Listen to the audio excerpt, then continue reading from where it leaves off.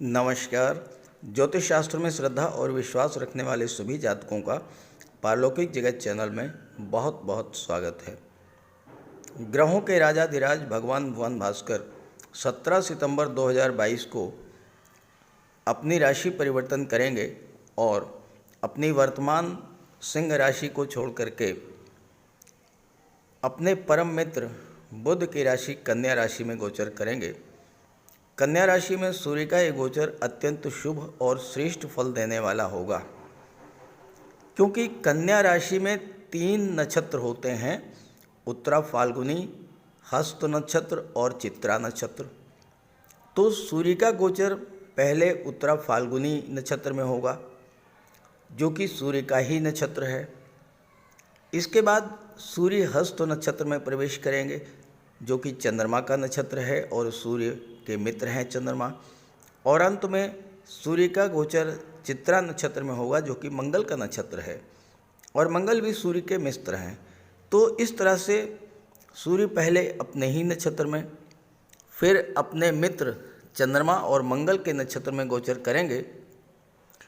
और जब कोई भी ग्रह अपने ही नक्षत्र या मित्र के नक्षत्र में गोचर करता है तो बहुत ही अच्छा शुभ और श्रेष्ठ फल प्रदान करता है। तो इस तरह से एक माह के लिए अत्यंत दुर्लभ ग्रह गोचर बन रहा है आपकी कुंडली में, और आपको इसका पूरा लाभ लेना चाहिए। सूर्य सरकारी नौकरी, उच्च पद, मान सम्मान के कारक हैं, पावर और अथॉरिटी के कारक हैं। सूर्य ही आत्मा है, सूर्य ही जीवन है और सूर्य ही पिता हैं। तो ऐसे सूर्य जब कन्या राशि में गोचर करेंगे तो इसका वृषभ राशि के जातकों के जीवन पर क्या प्रभाव पड़ेगा, इसी का विश्लेषण करेंगे इस वीडियो में। तो चलिए वीडियो शुरू करते हैं। तो ये है वृषभ राशि के जातकों की कुंडली। सूर्य का गोचर 17 सितंबर को कुंडली के पंचम भाव में होगा, कन्या राशि में। इससे पहले आज 16 सितंबर है और 17 अगस्त से 17 सितंबर तक सूर्य का गोचर अपनी ही राशि में था और सूर्य कुंडली के चतुर्थ भाव में गोचर कर रहे थे, सुख भाव में। पिछले एक माह से आपके जीवन में क्या क्या घटित हुआ, आपको क्या क्या परेशानियां झेलनी पड़ी, क्यों झेलनी पड़ी, पहले इस पर चर्चा कर लेते हैं, फिर राशि परिवर्तन पर बात करेंगे। देखिए, 17 अगस्त से 17 सितंबर तक सूर्य का गोचर चतुर्थ भाव में था और राहु की पंचम दृष्टि सूर्य पर पड़ रही थी। राहु की दृष्टि पड़ने से सूर्य पीड़ित हुए। भले ही सूर्य अपनी ही राशि में गोचर कर रहे थे, केंद्र के भाव में थे, लेकिन राहु की दृष्टि पड़ने से सूर्य के शुभ फलों में कमी आई होगी। तो आपके साथ क्या हुआ होगा? भौतिक सुखों में कमी आई होगी, माता का स्वास्थ्य खराब हुआ होगा, भाई बहनों से, परिवारीजनों से आपके संबंध खराब हुए होंगे।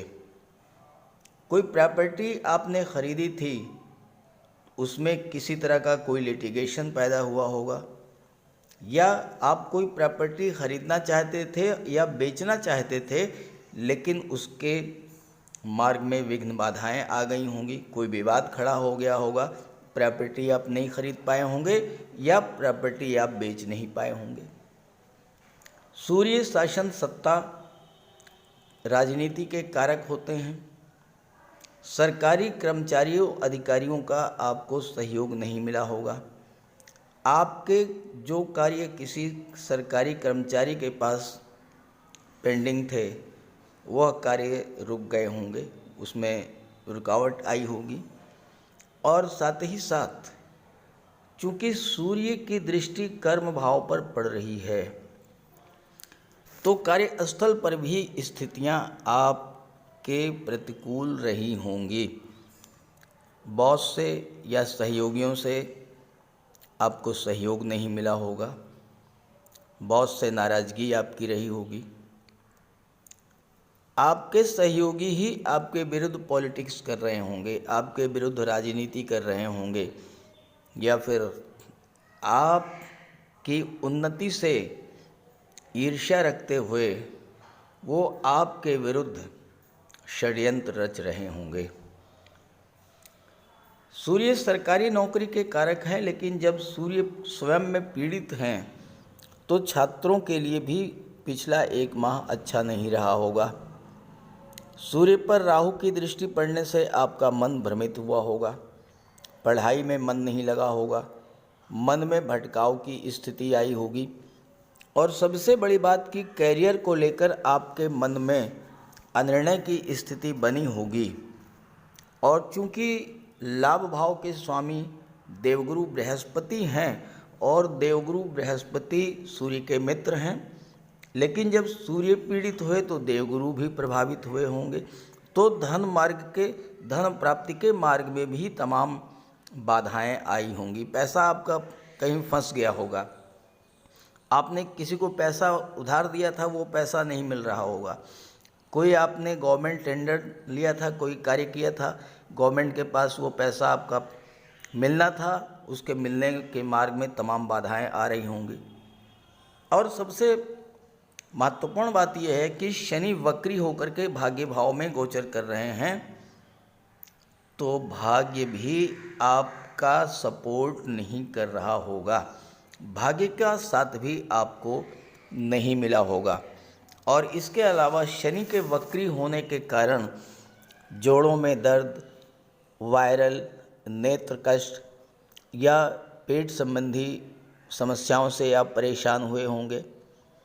आपके कार्यों में तरह तरह की विघ्न बाधाएं आई होंगी। विदेश भाव में राहु बैठे हुए हैं, तो विदेश से संबंधित कोई कार्य था तो वो भी बनते बनते बिगड़ गया होगा, मन अशांत रहा होगा, और राहु के कारण मानसिक अशांति और डिप्रेशन जैसी स्थिति भी बनी होगी। लेकिन 17 सितंबर के बाद सूर्य राशि परिवर्तन करके पंचम भाव में आ जाएंगे, राहु के प्रभाव से मुक्त हो जाएंगे और स्थितियां पूरी तरह से आपके पक्ष में आ जाएंगी। तो चलिए अब इस पर बात कर लेते हैं। 17 सितंबर को जैसे ही सूर्य राशि परिवर्तन करेंगे, आप खुद महसूस करेंगे आपके जीवन में एक सुखद परिवर्तन की लहर आएगी। पिछली जो परेशानियां थी वो धीरे धीरे दूर होना शुरू हो जाएंगी, क्योंकि यहाँ पर दो अत्यंत श्रेष्ठ योग बनेंगे। देखिए, सूर्य और गुरु का समसप्तक दृष्टि संबंध बनेगा, जो धन की दृष्टि से, शिक्षा की दृष्टि से, सम्मान की दृष्टि से, संतान की दृष्टि से, नौकरी की दृष्टि से बहुत ही श्रेष्ठ योग माना जाता है। धन की जो समस्या आपके सामने आ रही थी, जो फाइनेंशियल क्राइसिस आप झेल रहे थे, उससे आपको धीरे धीरे मुक्ति मिलना शुरू हो जाएगी और धन का आगमन शुरू हो जाएगा। छात्रों के लिए भी ये समय बहुत अच्छा रहेगा, क्योंकि यहाँ पर बुध और गुरु का सप्तक दृष्टि संबंध बन रहा है, जिसको ज्योतिष शास्त्र में कुशाग्र योग कहा जाता है। कुशाग्र योग के बनने से क्या होगा कि आपकी बौद्धिक क्षमता में वृद्धि होगी, आपकी इंटेलिजेंस पावर बढ़ेगी, मेंटल पावर, ग्रैस्पिंग पावर बढ़ेगी, लिखने की, बोलने की, समझने की क्षमता में वृद्धि होगी, मन आपका पढ़ाई में लगेगा, अपने सब्जेक्ट पर आप फोकस करेंगे और सफलता अर्जित करेंगे।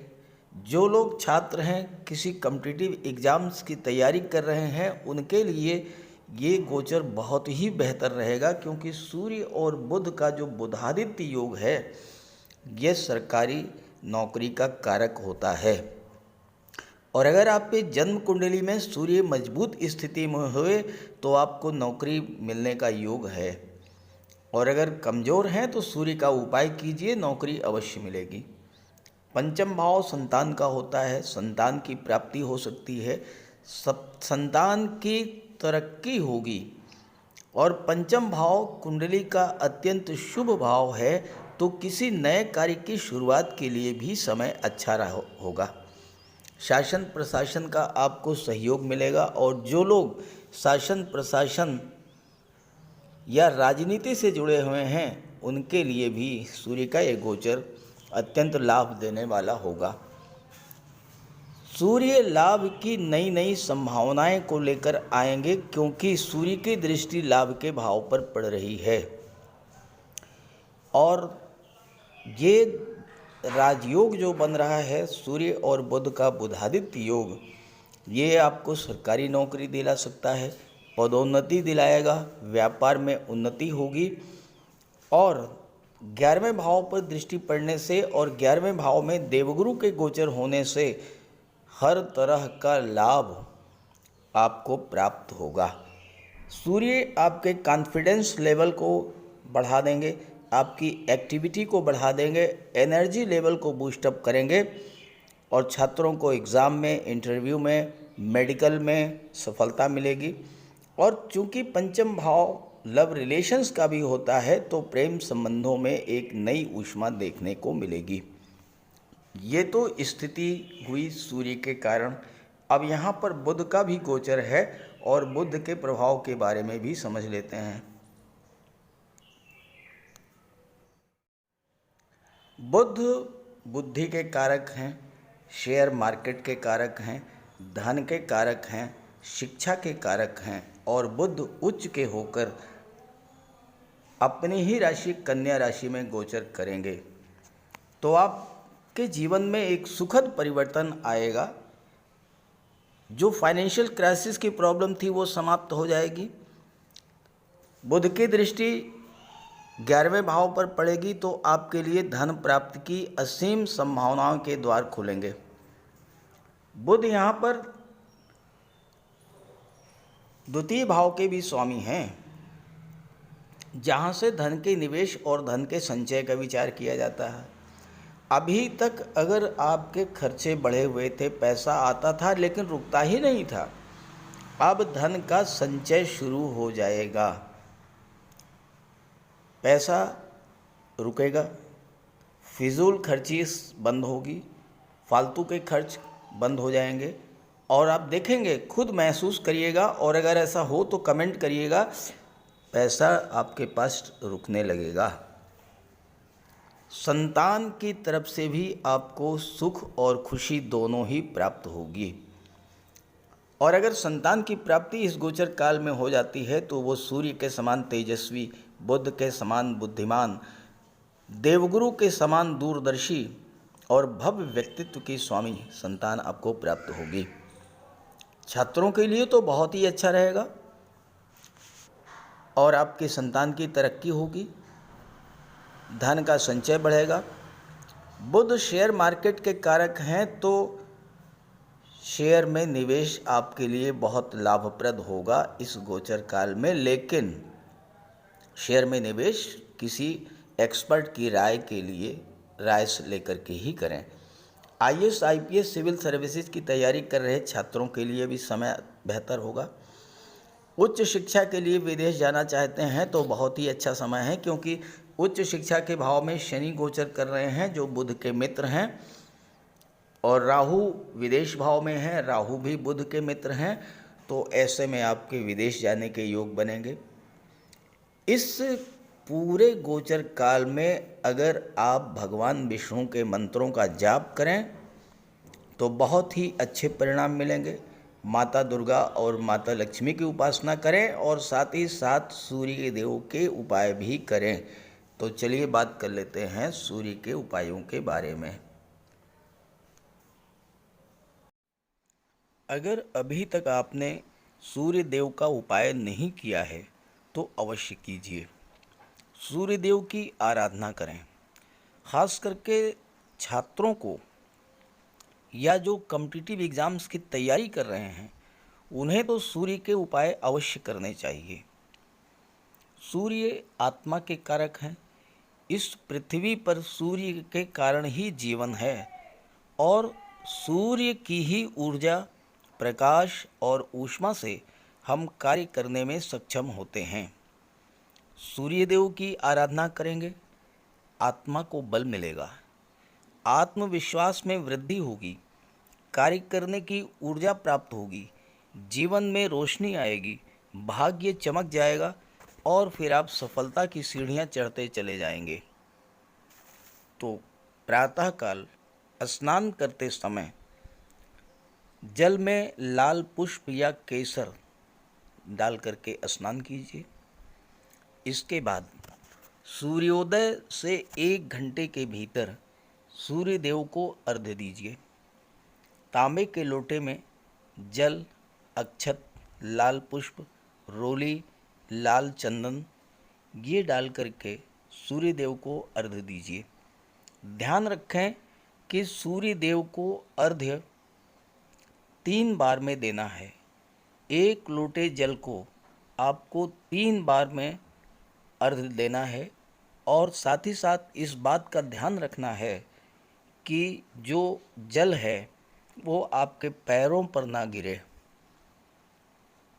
इसके बाद गायत्री मंत्र का जाप करें, आदित्य हृदय स्तोत्र का पाठ करें। छात्रों को तो सूर्य का ये उपाय नियमित रूप से करना चाहिए, क्योंकि सूर्य ही सरकारी नौकरी के कारक हैं और आज के युग में हर छात्र का सपना होता है कि वो आईएएस बने, आईपीएस बने या शासन प्रशासन में उच्च पदस्थ अधिकारी बने, और सूर्य इन सब के कारक होते हैं। सूर्य पिता के कारक हैं। पिता का सम्मान कीजिए, उनकी सेवा कीजिए, उनके मार्गदर्शन में आगे बढ़िए। यदि किसी तरह का कोई विवाद भी है तो उसे भुला दीजिए और उन्हें किसी तरह का कष्ट तो बिल्कुल न दें। इससे सूर्यदेव को बल मिलेगा। सूर्यदेव को बल प्राप्त हो इसके लिए रविवार को नमक का सेवन न करें। दलिया, दूध, दही, गुड़, गेहूं की रोटी इन सब का प्रयोग करें। रविवार के दिन सूर्यदेव को अर्घ्य देने के बाद एक तांबे की अंगूठी या तांबे का छल्ला ये धारण करें और जितनी आपकी क्षमता या सामर्थ्य हो यथाशक्ति लाल वस्त्र, गुड़, गेहूं, मसूर की दाल या तांबे का दान करें। गौ माता की सेवा करें, उन्हें रोटी दें, चींटियों को चीनी दें, मछलियों को आटे की गोली खिलाएं। ध्यान रखें कि जो भी उपाय करें यो पूरे मन से करें। उपाय करते समय सूर्यदेव का ध्यान करें और साथ ही साथ अहंकार और क्रोध इनसे दूर रहें। आप ये उपाय करके देखिए, जीवन में इतना बड़ा परिवर्तन आएगा कि आप कल्पना नहीं कर सकते। तो मेरी बात से सहमत हों तो उपाय शुरू कर दीजिए, और वीडियो अच्छा लगा हो तो अपने साथियों को, मित्रों को भी ज़रूर शेयर कर दीजिएगा। नमस्कार।